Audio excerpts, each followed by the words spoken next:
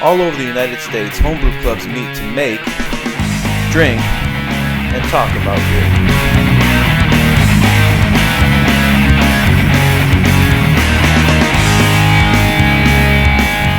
This is the Crude Brew Crew Homebrew Club out of Torrance, California. Welcome to our meeting.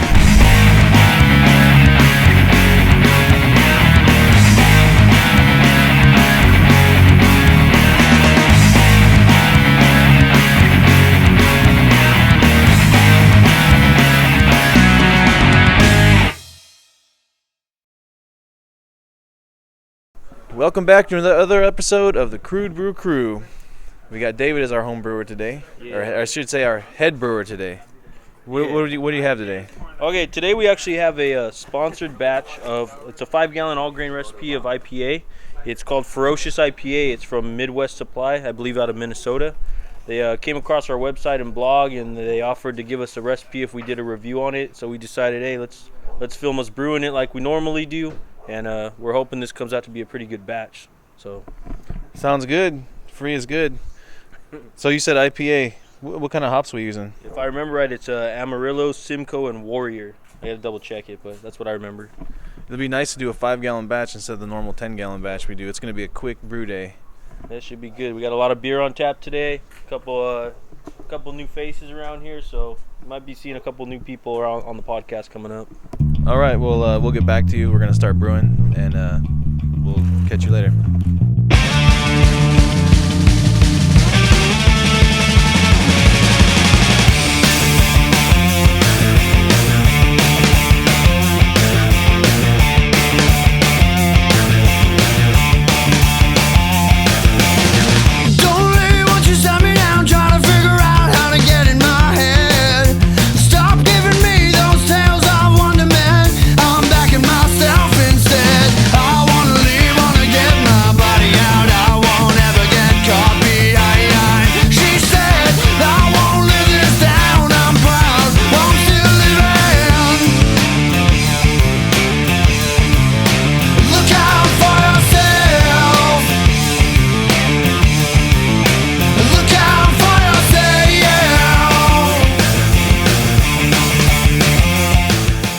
Hey Dave, how's it going? How's the mash going here? It's going good. It must be about 2 p.m. or so, because no, we're about to check the temperature. Let me check.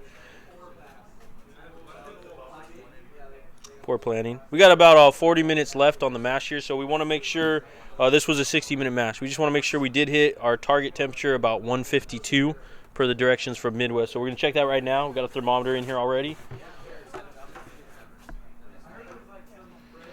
And little high, 153, 154. So we're all right.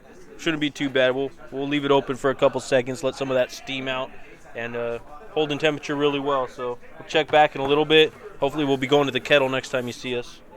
All right, sounds good, guys. Once you sat me down, trying to figure out how to do in my head, with the pain I found from the way that you walked out, I'm back in my health instead. I want to leave, want to bring my body round. I won't settle for down and out. She said, I won't live this down. I'm proud, 'cause I'm still living. Look out for yourself. Look out for yourself.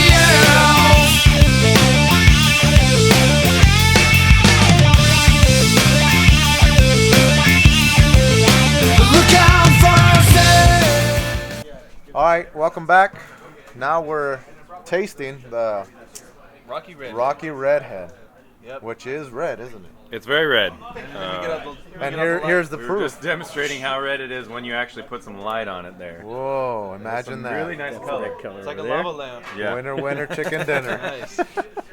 Well, if any of you remember, this is the one Stein beer that we brewed in January, and the one where we used we heated up the hot rocks and threw them in the brew kettle to maintain a boil, and it was an amber style ale, and we used some hops that we'd never used before, Serra Bianca, and I dry hopped it with some more Serra Bianca and a little bit of Amarillo, like I think it was 1 ounce in each 5-gallon fermenter. So that's where some of this flavor is gonna come from. So let's give it a try. Got it. So cheers first. Heathen. Breaking rules. What do you think? I'm surprised by the hop forwardness. It's not your typical Cascade Amarillo notes that you're used to. I like it. It's a more pine as opposed to citrus. Okay. Right up front. So that's the first thing I notice. I get a little fruit. I can't identify the fruit though, but some kind of like a fruit flavor and smell when I first drink it, and then it's immediately replaced with some bitterness, that pine you're talking about. It's also very effervescent, very carbonated. Although you can see it doesn't pour a big strong head or retain a head, but the bubbles are light on your tongue like champagne.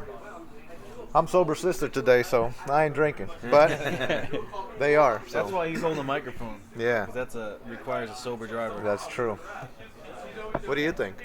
I like it. It's a lot sharper than I would have thought a typical amber might be, and I think that's because of the bitterness that you guys were discussing. It has really good flavor too. It's got a nice flavor that's strong, and it's not weak like they can be. So I like it. Good. I think overall the rocks and all that really did the trick. Something new we tried. Yeah, and well, the hops were described as giving a earth-like tobacco mellow flavor. I don't know that I get the tobacco, but definitely an earthy flavor. And maybe there's the rocks though. I don't know. They were clean. Some mineral content in there. I don't know. But either way, it's a great beer. I was real happy with it. Okay. I'm very happy. I do think we thought it would be more caramely and sweeter due to the high temperature rocks going in. But again, when you're putting them into a large vat, which is mostly water, you just don't get a lot of that caramelization. So we learned something there. But it has really good flavor. It really does.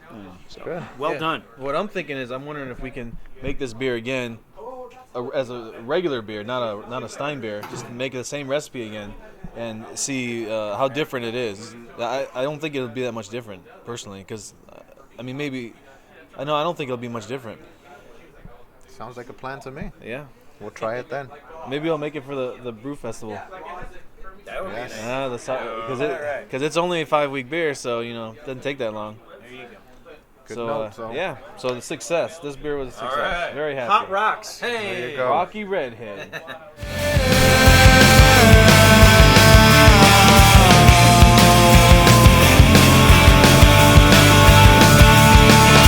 Caroline, tell me why you left the fight without a reason. Well, I can't describe how was I supposed to feel.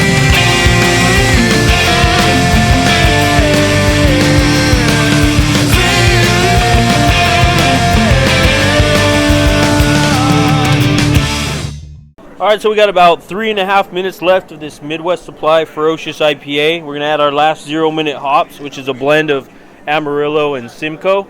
And I'm not gonna tell you the whole recipe. I didn't get permission to do all that. So then we're gonna start chilling it down. So we got our wort chiller in. It's a coiled copper chiller.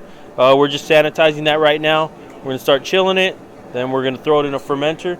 And not sure if you guys met this guy yet. This is Cody. One of the locals, new to our club, just kind of joined today.